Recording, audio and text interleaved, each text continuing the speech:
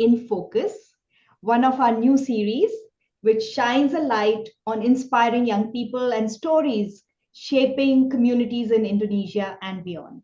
Each episode takes you into their journeys, their challenges, and their impact, offering authentic insights and fresh perspectives.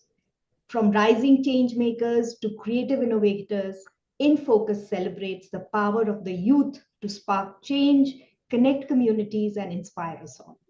Today we have with us Sakhi Mulani. Sakhi is an entrepreneur, life coach, and founder of Morf Wellness and Metamorphosis, and now leading Le Mint and Saffron restaurant. Her journey began in the world of translation, building a global business from scratch. But after motherhood and a period of losing her identity, Sakhi found a new calling: wellness, healing, and guiding others to live empowered lives. So today, we are going to ask Sakhi to share her inspiring journey of self discovery, leadership, and her mission to empower others to live the life they truly desire. Hi, Sakhi. How are you doing? I'm good. Thank you so much. That is very humbling. Very humbling introduction. Thank you so much. No, it's amazing what you've done, and I've known you for many years. Since you were quite young, much younger. That's true. That's true. So, Saki, tell us about your professional journey, which started in translation with Vernacular World, which is now 17 years strong. Looking back, what gave you the courage to turn a side job into a global business? Well, I've always loved languages and words, and somehow it was my support system when I was in India. I was a student then, and I was just looking for a random part-time job. That's where I got into translation, and it was interesting. I enjoyed it. I always loved writing and I think I always had a flair for languages. So basically, that's what pushed me further there. And then after all of that, I went to US, I studied, and it kept going with me. I kept doing it as a part-time job, even in the US, made my profile. And then when I came back, I think what happened was that I was not happy with the salary or the regular jobs that we were getting. And at that time, the base salary was so low. I was like, whoa, I think I need something more. Hmm. And that's when I started looking further. And when I got in touch with my old boss that was giving me the part-time job in India, it so happened that he said, I have a project and you need to hire 10 people just like you. So I'm like, okay, so that's interesting. So I looked back, I thought back, and I'm like, I need 10 students because I was a student that time. So I need 10 students who just want something on the side and who are able to conquer basically spoken language from Indonesian and English. And that's it. So I started looking. And when I got that, I managed to have a full-time job while doing this as a part-time job. It started as a sample, sent little subtitles, sent scripts, and then it just escalated and became a business. And then I started looking into it further, creating a website, and then that's how the journey full began. So yeah, it's still ongoing, but of course with AI and auto translations now, a lot more conversation translation has reduced, Yeah. but there's a lot more sworn and those, certifications and the ones that relate to embassy that still requires contracts, still requires human translation. So yes, that's still ongoing. Wonderful. So, but Saki, at one point you said you felt like you had lost your identity. What was that moment like? And how did it spark your journey of self discovery? So I think I was always an introvert. I loved being behind the screen and talking to people virtually, but it was so difficult for me to speak to people one on one.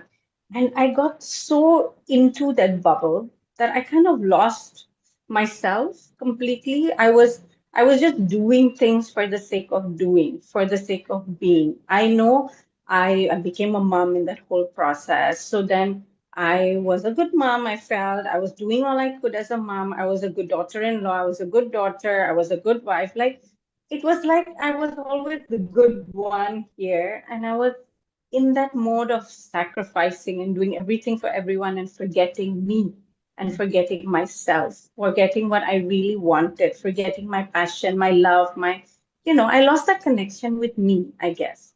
And that's what sparked it all because I was not being the right person or the right version for my children. I think a lot of my self healing began because of my children, because I wanted to be a better mother for them. I wanted to be a better guide for them. I wanted to understand them more and not project my insecurities and project my childhood or things that were, my fears, my insecurities to them. Hmm. So that's what took me to the healing journey. And somehow it just happened. I think I have a great relationship with God, and when I open up the way and I talk to him, and it's like things just happen.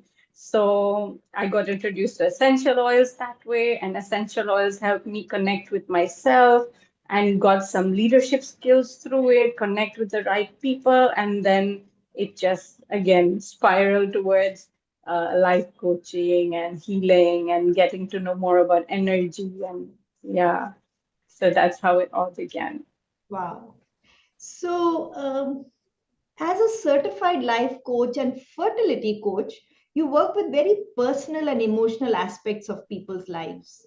How do you create safe spaces for such deep transformation?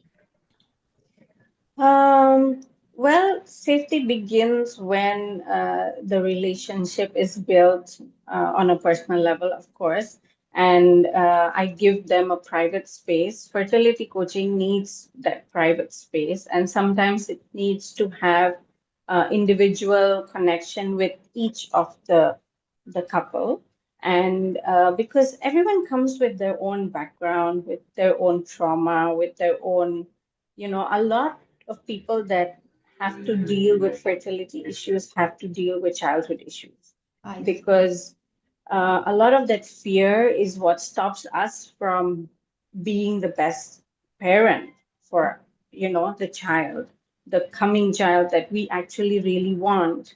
And this comes again from my own journey because I struggled to have a child. And that's when I think, again, when I came to the realization that it all starts from me. And when I was ready, it just happened. And so that's what I do. I think I'm able to connect with them personally on a level where no one else would be able to because I've experienced it. I know the challenges that goes through on having monthly failures and wishing and hoping that your child will be there and then it's not happening again and then starting the whole process again, the hormone pills, the injections and the doctors and everything. So I guess that connection is what is important and that's what I'm able to build because I know what they exactly are going through. So that's what creates that safety net even for my clients basically. Right. It seems like a very delicate and a very empathetic space that you've created for would be parents or people who want to be parents. And I think that's a very beautiful niche that you've created for yourself. Saki, you also bring mindfulness to children. Why do you believe starting young is so important for resilience and emotional intelligence? So, I think obviously the base starts from the beginning, and with every psychologist we've heard, or every teacher says that the first 8 years of our life is the most important. But I've also learned from Theta Healing, from science, that 0 to 8 years, we are in this Theta brainwave where we are most connected to our subconscious brain. And so scientifically, we are creating this base or this core memory or this core, belief system for our lives. So if we are not able to start at that time, we're just again piling on trauma or piling on a lot of negative beliefs that again they will have to unravel when they grow up. Right. So obviously, again, I start from my own children and I feel it's so important for them.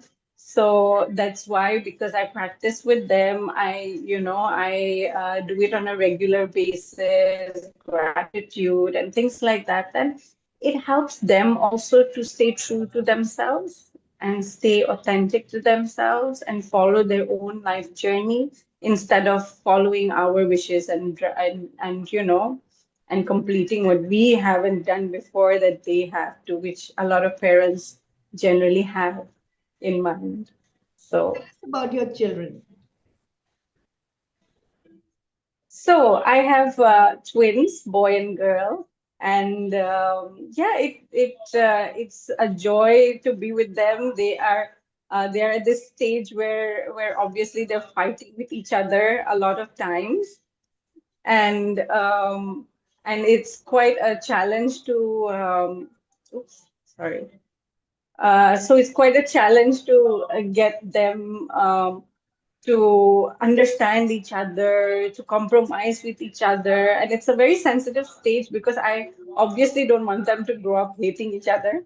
With siblings, it's like that. So, you know how. So I have to always remind them that you need to find the good in each other too, because I want them to stay bonded. Obviously, at the end of the day, they have each other to look at.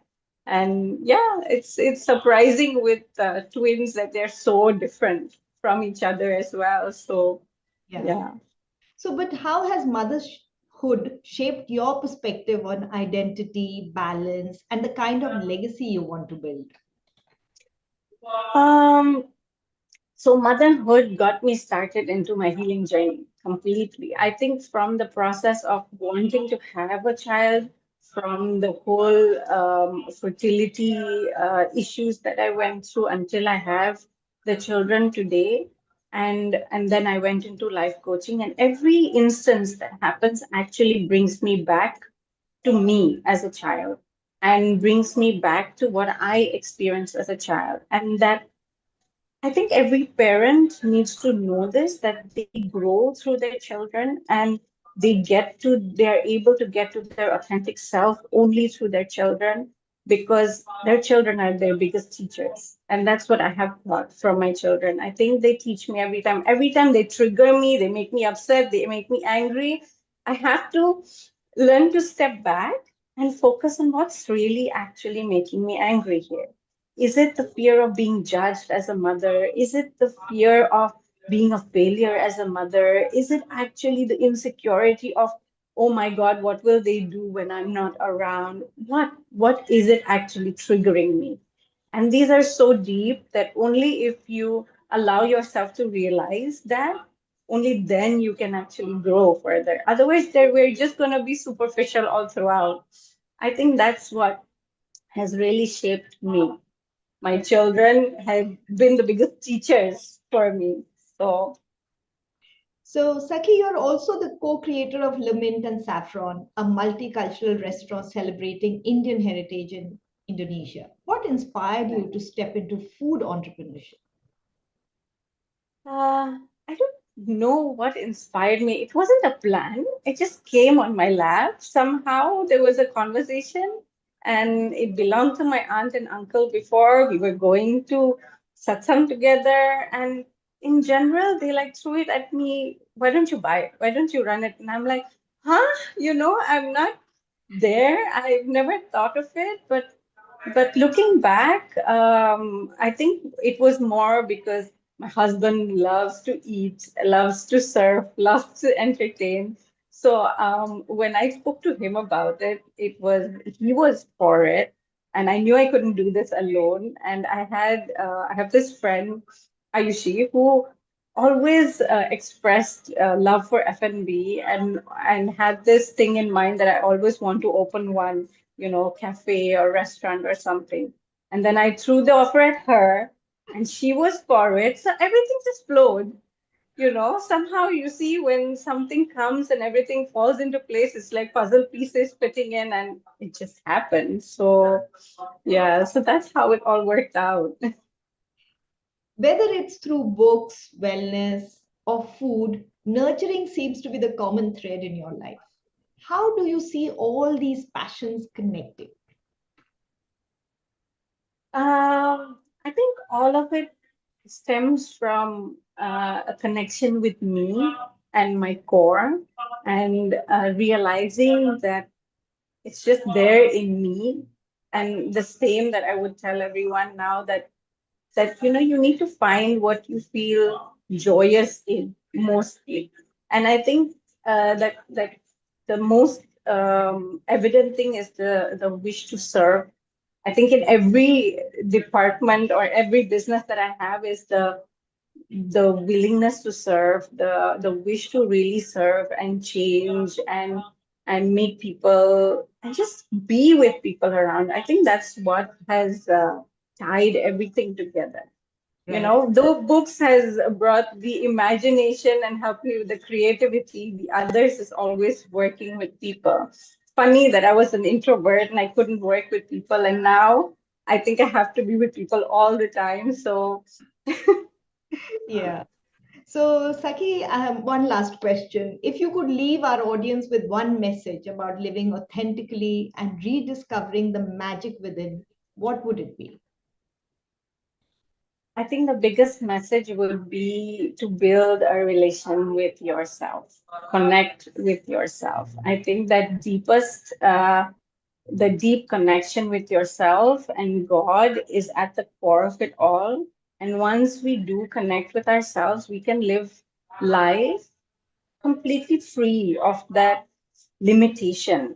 And we are limitless beings. This is what I believe in, that we can achieve anything that we want as long as we are in the flow and in that connection with that energy, with that superpower within us. I think there's nothing that can actually stop us from conquering. So Yeah. Thank you, that's my Saki. message. That's such a wonderful way to put it, all about connecting with yourself, your inner child, and letting the change happen from within so that you are joyous all the time. So, wishing you lots Yes. of joy and lots of success ahead. Thank you. Thank you.